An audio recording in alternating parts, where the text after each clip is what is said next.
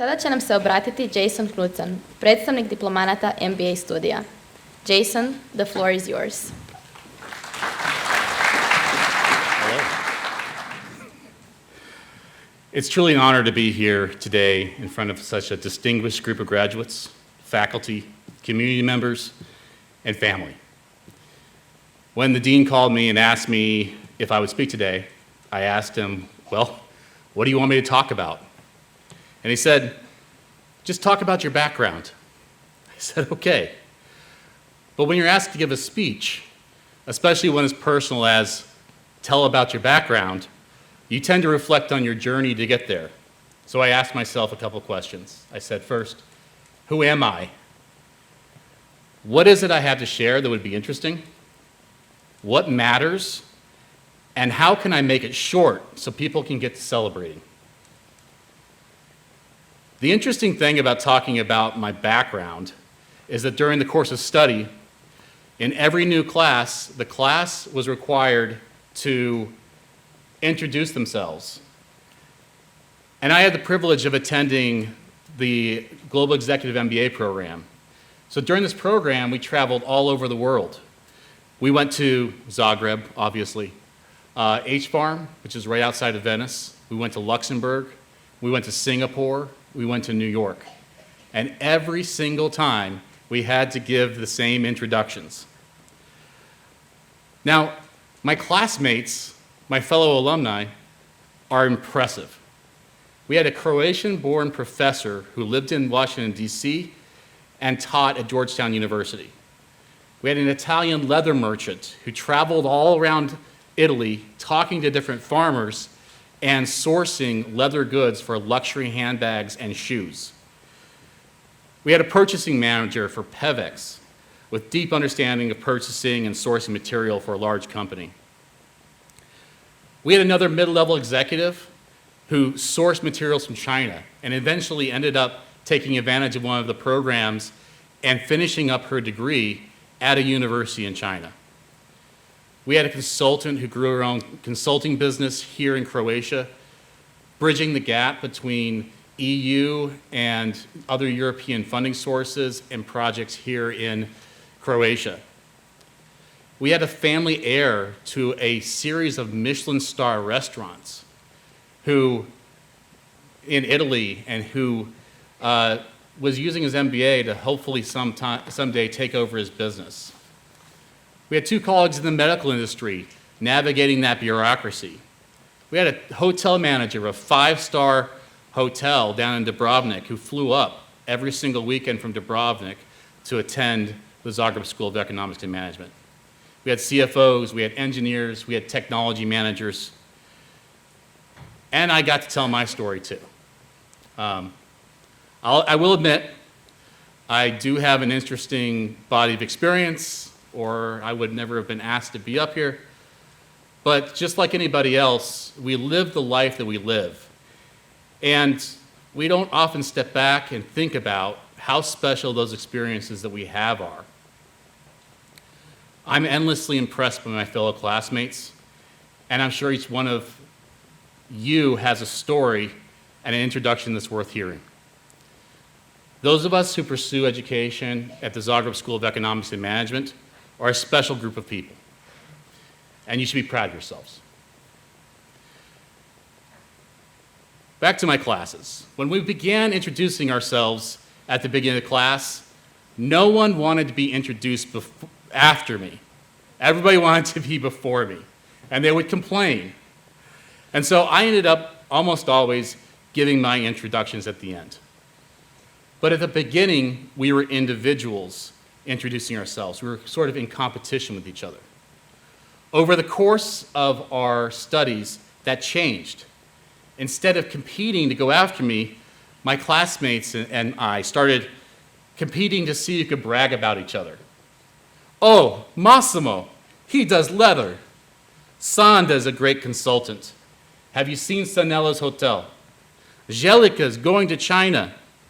Lubica is working on that exact thing.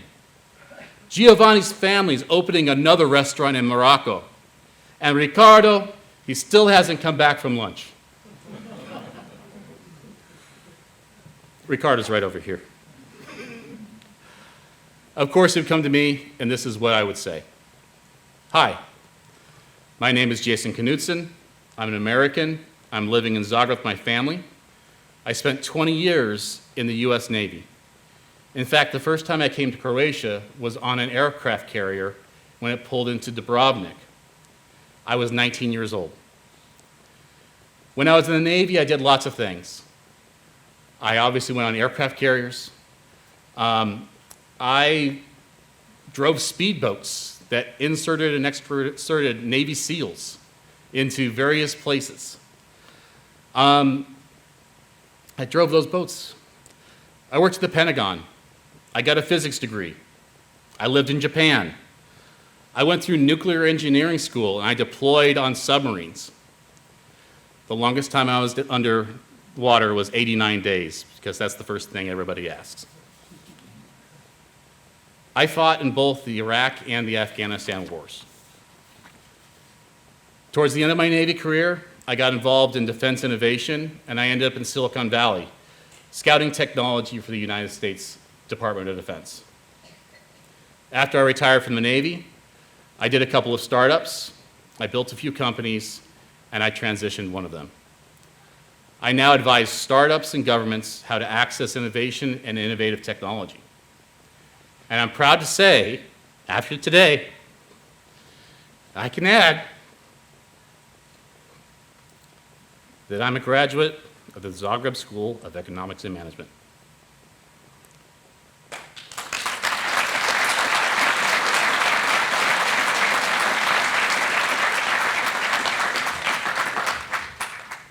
Like I said before, we live the life we live.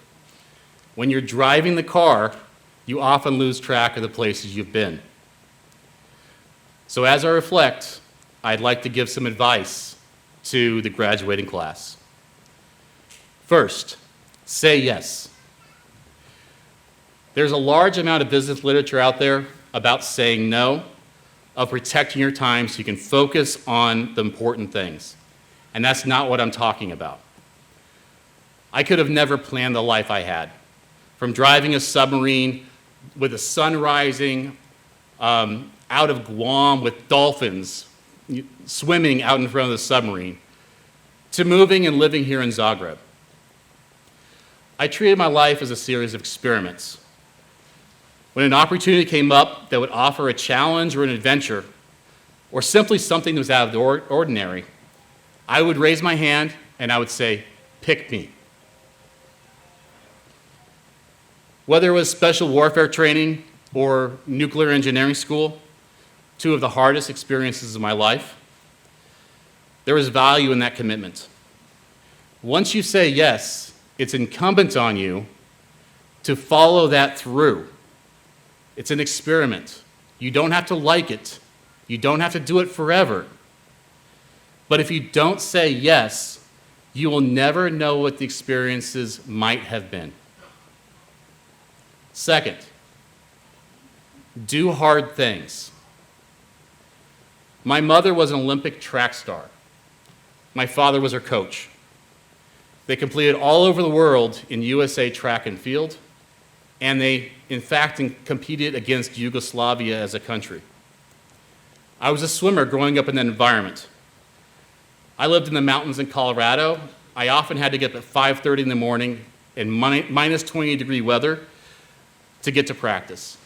It wasn't something we negotiated with. We didn't go, Mom, I don't really feel like going today and doing this exercise. You don't do that with an Olympian and a track coach. It was just a hard thing that we did. When I went through Naval Special Warfare training, the school I went through is actually called Special Warfare Combatant Crewman Training. It's the same schoolhouse as the Navy SEAL Buds. It's in Coronado. If you ever see those videos of them going in the water and going over the obstacles, that's what I was doing. There were long days. We often woke up at 4 o'clock in the morning for our first workout of the day, swimming a couple of hours in the Pacific Ocean. We'd run in the sand on the beach. We'd go through, do some classroom work. We would do more exercises, more training, and by about 11 in the evening, we would go to bed. every single day I wanted to quit. But I didn't. The joke I say when people ask me is it's because I was too stupid to quit. Normal people don't do this. But I really learned a couple things about hard things. First, hard things are only hard for so long. Every evolution you do, every hard thing has an end. You don't have to do that hard thing forever. You just have to do it longer than the hard thing exists. You just have to get to the other side. Second, your body can do much more than your mind tells it can. Your mind has a safety mechanism in it that protects you, and it's going to stop you before you hurt yourself. But what we have to do is calibrate it, because sometimes your brain is a little too cautious. And when you grow and you get stronger, your brain doesn't know how strong you've become. And so you have to tell your brain no. You ask yourself the question, am I hurt or am I injured? Because you can survive being hurt. You can push through being hurt. Most of the time, when we think we're injured, we're actually just hurt. And so, when you continue to do hard things, continue to do them even when it hurts. I promise you, that's what makes you stronger. Finally, I want you to take care of yourself. When you fly in an airplane, the flight attendant gives you instructions, says, if the oxygen mask falls down, please place the oxygen mask behind your head and start breathing in. Please put your mask on before you help other people. As we move into the world of business, family, relationships, there is a temptation to give yourself to others fully. Those who have strength, ability, and resources, all the people in this room, have a huge capacity to give to others and to help others. This is a noble thing. However, too often we find ourselves at the end of our careers, out of shape, full of stress, divorced from those we love, and alone. We cannot fully help those around us if we are not healthy. Dedicate time in your lives for yourself. Play tennis. Meet with friends. Have coffee. Travel. Spend a day doing nothing. I've been at that point in my life where I gave everything else to everyone else, but I had nothing left myself. I was there when I went through nuclear school. I was there coming out of Afghanistan. I was there when I retired from the Navy and left Silicon Valley. Living in Croatia and completing my MBA at ZŠEM are selfless actions. I am now more healthy and better able to be there for my work, for my families, and my friends. I'm going to leave you with one last thought. Look around. Look at the people alongside you. There is nobody coming to save us. When I was in Iraq, I got dropped off in a helicopter on a mission to Saddam Hussein's palace in Basra, which was being used as a base of operations by the United States military. During the time I completed my mission, it was a couple weeks, the U.S. had turned over control of the base from the U.S. military to the Brits. And what I didn't know is they'd also changed the location of the landing zone for the helicopters. So when I went to fly home, I got to watch my helicopter fly up over the new landing zone as I'm holding all of my stuff, my gun strapped across the ear, big helmet on, holding four bags, fly over to the new landing zone, hover for about 10 seconds, and then take these evasive maneuvers as it flew back to the ship that it flew off of. And I realized that was my ride home, and nobody's coming to save me. And so I hitchhiked out of Iraq.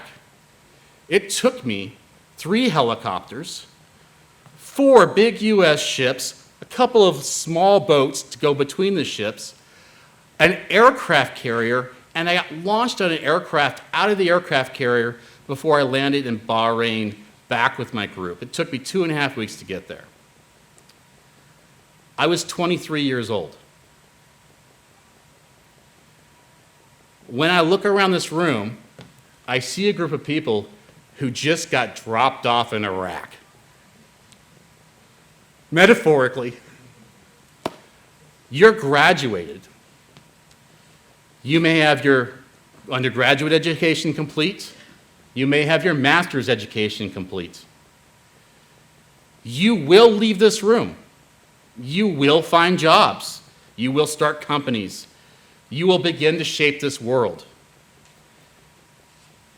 We are the next generation that will build the world that our children live in. And there's no one coming to save us. We will need to be bold enough to find our own way. I have the deepest faith and confidence in this class, the class of 2025, that we will lead our communities, build our societies, and make our parents and our children proud. Thank you. I am proud to graduate with you, class of 2025.